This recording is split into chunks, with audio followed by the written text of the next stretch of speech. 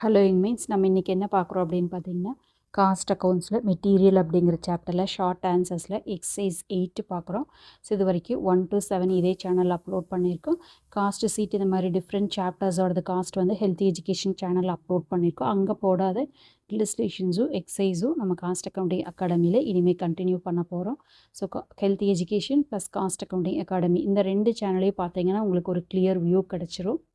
சம்முக்குள்ளே போகலாம். A factory required 2000 units of a certain material for a year. So annual consumption நம்மளுக்கு எவ்வளோ தேவைன்னு சொல்கிறாங்க, 2000 unitsன்னு சொல்கிறாங்க. cost of carrying 1 unit of this material is ₹1 per annum.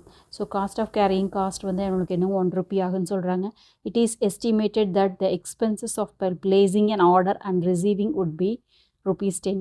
So placing and ஆர்டருக்கு வந்து நம்மளுக்கு என்ன ஆகுதுங்க, காஸ்ட் ஆஃப் பிளேசிங்க்கு வந்து ₹10 ஆகுன்னு சொல்கிறாங்க. Calculate the EOQ economic order quantity and number of orders per year. So economic order quantity minimum எவ்வளோ நம்ம வச்சுருக்கணும், அதே மாதிரி எவ்வளோ ஆர்டர்ஸ், நம்பர் ஆஃப் ஆர்டர்ஸ் எவ்வளோ ப்ளேஸ் பண்ணணும் 1 இயருக்கு அப்படின்னு கேட்டிருக்காங்க. ரெண்டுமே ஃபார்முலாஸ் தான்.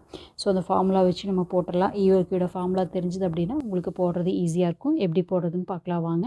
ஸோ சம்டைம்ஸ் இந்த 5 மார்க் சம்ஸில் கூட கேட்பாங்க. இப்போ நம்ம பார்க்குறது வந்து எக்ஸசைஸ் 8 பார்க்குறோம் மெட்டீரியலில். ஸோ என்ன கேட்டிருக்காங்க அப்படின்னு பார்த்தீங்கன்னா 8th 1ல் வந்து இஓக்யூவும் number of orders per year எவ்வளோ ஆர்டர் ப்ளேஸ் பண்ணும் அப்படின்னு கேட்டிருக்காங்க. ஸோ இப்போ ஆட்டோமேட்டிக்காக நம்மளுக்கு இஓக்யூ அப்படிங்கும்போது ஃபார்முலா எழுதிக்கலாம். √2AB / CS.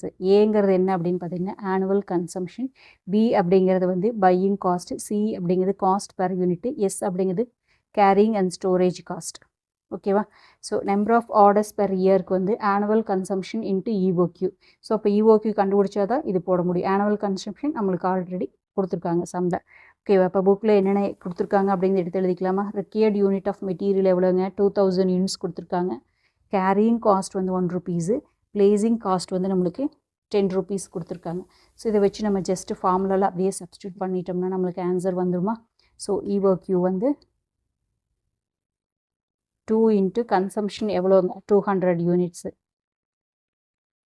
Placing and order நம்மளுக்கு என்னங்க ₹10 ஆகுதா, டிவைடட் பை கேரியிங் காஸ்ட் நம்மளுக்கு என்னங்க ₹1. சி எஸ் ரெண்டையும் சேர்த்து அவங்களே கொடுத்துட்டாங்க.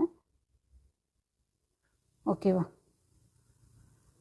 இப்போது 2 இன்ட்டு 2000 இன்ட்டு 10 இப்போ என்ன வருதுங்க, 40,000 divided by 1. So divided by 1னால் அதே தான் வருமா? இப்போ ரூட் எடுக்கலாமா? ஸோ ரூட் எடுக்கும்போது நம்மளுக்கு என்ன வருதுங்க, 200 வருதா?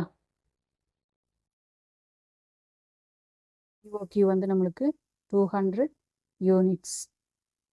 ஓகேவா? அப்போது இஓக்யூ ஈக்குவல் டு 200 யூனிட்ஸ். ஒன்று நம்ம கண்டுபிடிச்சிட்டோம் இல்லையா?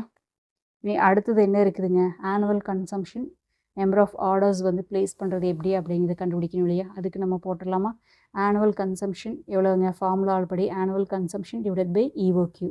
ஆனுவல் கன்சம்ஷன் எவ்வளோங்க, 2000 units. So 2000 divided by EOQ இப்போ தான் கண்டுபிடிச்சிருக்கோம் 200. அப்போது 2000 டிவைடட் பை 200. ஸோ என்ன வருதுங்க, 10. அப்போது நம்பர் ஆஃப் ஆர்டர்ஸ் பிளேசிங் என்னங்க, 10. So number of orders per year எவ்வளோ ப்ளேஸ் பண்ணுங்கள், 10 ஆர்டர்ஸ் வந்து ப்ளேஸ் பண்ணும். ஸோ இதை ஐடென்டிஃபை பண்ணுறதுக்காக தான் இந்த வீடியோ போடுறோம். ஓகேவா? உங்களுக்கு இந்த வீடியோ பிடிச்சதுன்னா லைக் பண்ணுங்கள், ஷேர் பண்ணுங்கள், சப்ஸ்கிரைப் பண்ணுங்கள். தேங்க்யூ ஃபார் வாட்சிங். Have a healthy day.